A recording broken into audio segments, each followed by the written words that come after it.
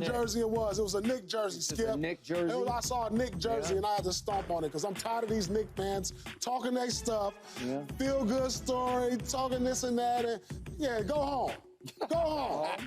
Yeah, go home. You know, I'm tired of it. This wasn't about Brunson. It was about these damn Knick fans, and I'm tired of them. What are you doing with the Knicks jersey? Well, I lost a bet to where I had to wear a Knicks jersey. You did? Yeah, I lost a bet. They won. I didn't think they'd get out the first round. Okay. So I had to wear a Knicks jersey on my podcast, so I wore it. Oh, okay. But when they lost, this is what I lose the bet to?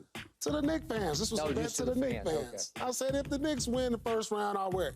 So now, which jersey did you get? It's not a Jalen Brunson. It was a Brunson jersey. Oh, okay, all right. And you know, in respect to Jalen Brunson, you know, I respect his game. You know, he's one of the premier players. But this had nothing to do with him. No, I understand. Yeah, this is about the Knicks. It's the Knicks fans. Yeah. So now that my bet is over and they lost, this is what they get. This is what they get. They lucky I didn't throw it into that fire pit right there. I got the wood. They lucky I didn't do that. So be happy. But I told you, Nick. I mean, I told you, Skip. But this was going to go down to 7 games, and it would wear on the Knicks. It would wear on the injuries would catch up. Well, they all got hurt. Yeah, the injuries would catch up, and Indiana's depth would prove to be too much for them. Okay.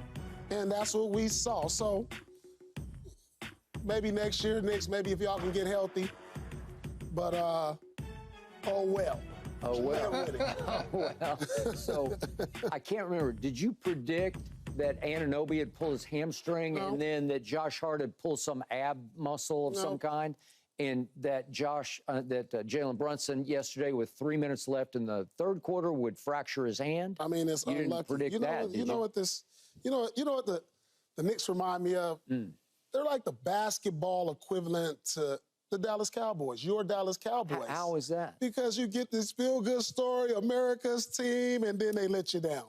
Okay, except and then they let you down. We have 5 Super Bowl trophies and we've been to 8 Super Bowls. Yeah, How but about just the lately. Knicks? I'm just talking about the 2000s. How about the Knicks? You know, How about the Knicks? What have they been to? Well, the Knicks haven't been anywhere. The Knicks haven't been anywhere like the Dallas Cowboys. The last time the Knicks were in the conference finals, 24 years ago. Yeah. Ooh. That's close. You know, the last time the Cowboys been in that's close to where the Cowboys been in the conference championship since. They ain't been there since '96. Yeah, except my team was down 27-0 in a home playoff game, and everybody was healthy except for Trevon Diggs, but he's gone for most of the year. But they were all healthy. So, yeah, I mean, it's equivalent. It's equivalent. It's a feel-good story every year. America's rooting for them. You know what? I don't think they're alike at all because the Knicks just play their asses off. My team doesn't. It just doesn't. You know, in the same sense, America's team, and everybody's rooting for them, and then a big letdown.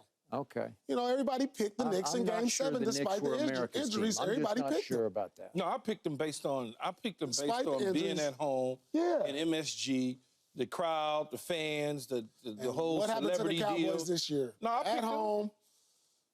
Yeah, but it was a complete embarrassment. That wasn't embarrassing. That was embarrassing. Get blown out on your home floor is embarrassing to the Knicks. But the other team shoots an all-time record. Well, whose fault is that? 67. They shoot 76% in the first quarter. They got it's because Josh Hart couldn't play defense anymore. They got tired. Anunoby tried to play and couldn't even walk. And this is what I said at the beginning of the series. The Knicks are going to wear down.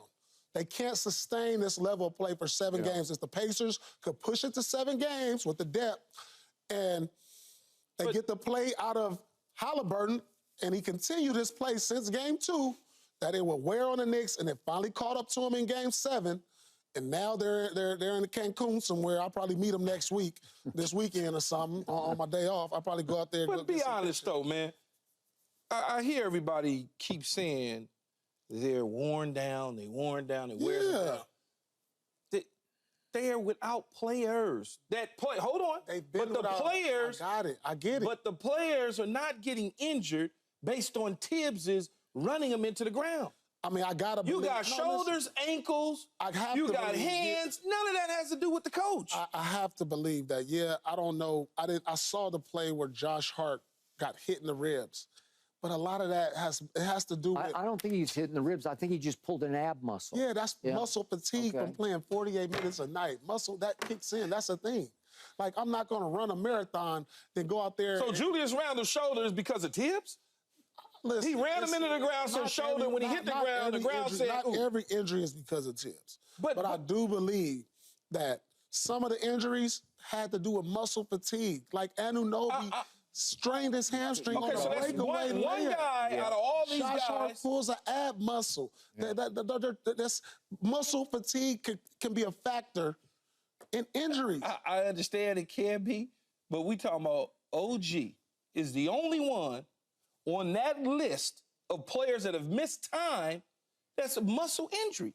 Shoulder, he falls down. Yeah, I get it. Bronson in the third quarter, like you missed, Skip, hit the thigh of the opponent who he fractures his hand. Has nothing to do with the coach. Yeah, I get it. Now, you don't have, I don't know why, whatever they decided to do with OG coming back in the game, I think that part, even though it was for a short period of time, he knocked down the 2 threes, but he was a liability on the defensive end, and he was a liability throughout the course of the game. You risk him tearing his but I wouldn't have played him anyway. That's what I'm saying. You risk him with that tearing same his... lineup. So who was that then? But that was a coaching decision, though. That's a coach decision, different than running somebody in the ground. That's a coach decision. If they stay with that same lineup that they had when they played at home the last time, it's a totally different game. When you mess with the chemistry, nobody should have played in that game. No, not at all. You mess with the chemistry. But they're trying to go Willis Reed, the old. Yeah, but that didn't. You should have saw him in pregame warm-up, Skip. I agree. You would have known. That's probably not it. They did know. Yeah, that's probably not it. He couldn't even drag his leg up the floor. Now you put a player's career at risk. And so, I don't know why if you even can do hurt that? it that much. You can just tear it. Yeah. And then you could be out for the whole next year. Or tear it, and then it continue to be recurring. Anyway, it didn't matter to me at the end of the day, 'cause I hate to say it, but neither team is going to beat the Celtics. That's just the reality. I was surprised you weren't rooting for the Knicks, because you'd rather the Knicks play the Celtics, right? They don't. Yeah, the Celtics. We don't like nothing about New York Knicks, Yankees, all of that. Okay, I got it, but the Knicks are just so decimated. You have much easier shot against the Knicks. Then, it's always going to be. It's always going to be something. Oh well, the Pacers are way better than the Knicks. We weren't at least healthy. they're healthy. Yeah, but then it's always going to be something. So when we beat the Knicks, they didn't have all their guys. You guys, it's going to be something with them. Y'all going to win the East, Paul. Stop being so a brat. we'll actually rather play a more healthy Indiana team who will probably test us more than these other teams in the first and second round. Yep. And so we'll take it. We'll take it. You don't want the easy path anymore. There's never an easy path to this. Trust me. So going through Miami wasn't easy?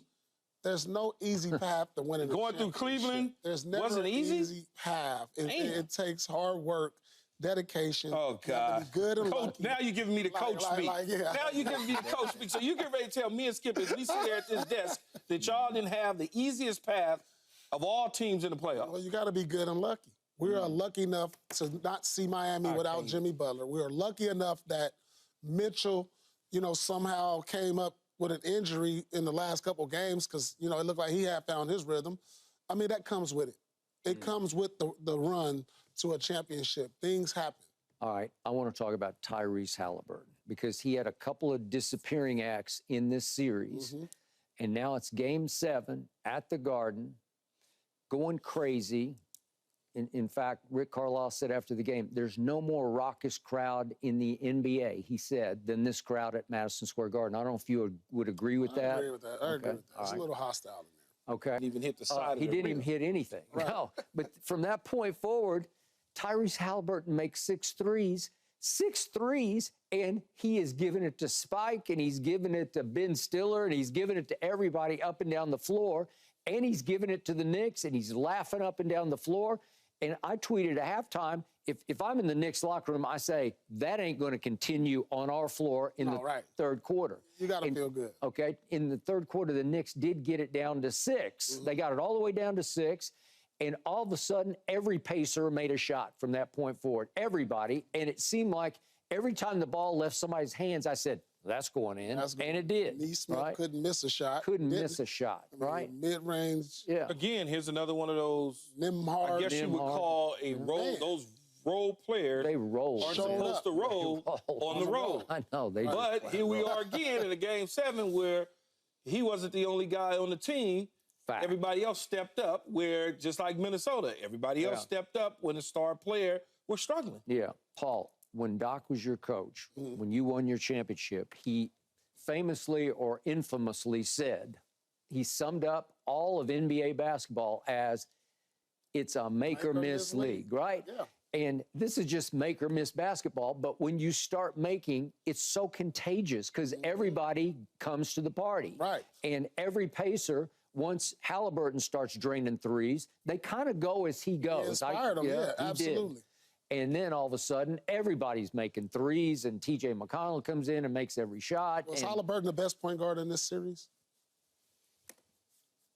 True point guard or just? I'm just saying. Who won the matchup? I don't know that Jalen Brunson's a point guard, but I guess he is. Yeah. Who won the matchup?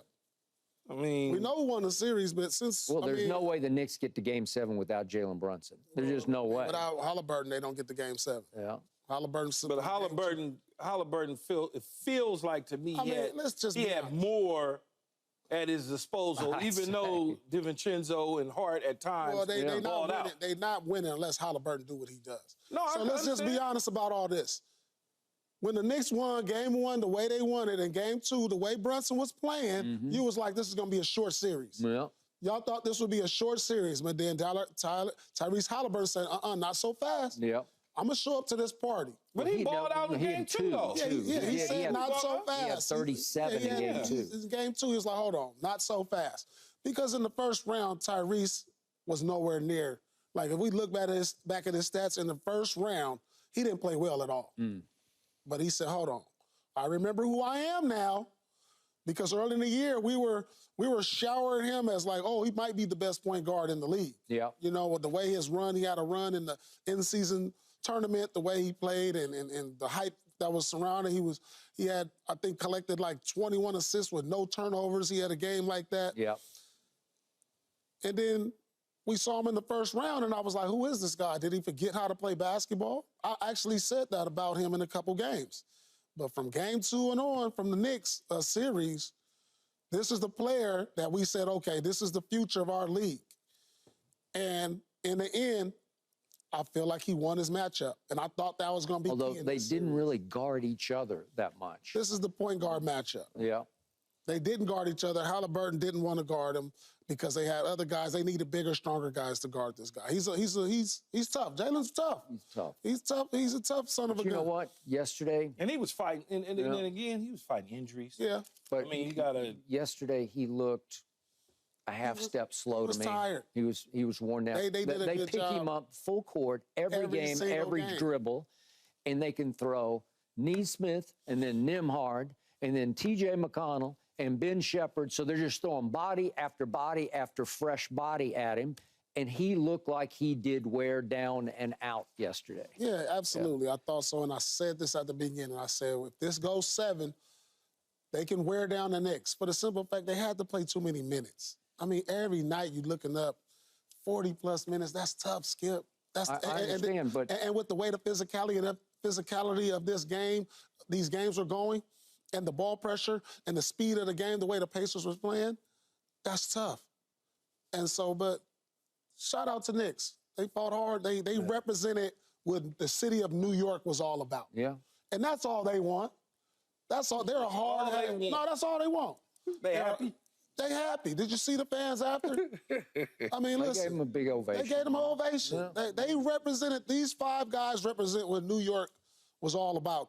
Tibbs as a coach, them as a player, Josh Hart, Brunson, they represented New York well. Listen. And it's all fun and games, you know, the Boston, New York thing, and it's fine. This is what sports is about, guys. Yeah. This is sports. So don't take it personal. This is what sports is. So get over it. You stomped on a Knicks jersey. It's sports. Okay. You can't do that. That's why I can't. Did I do something illegal?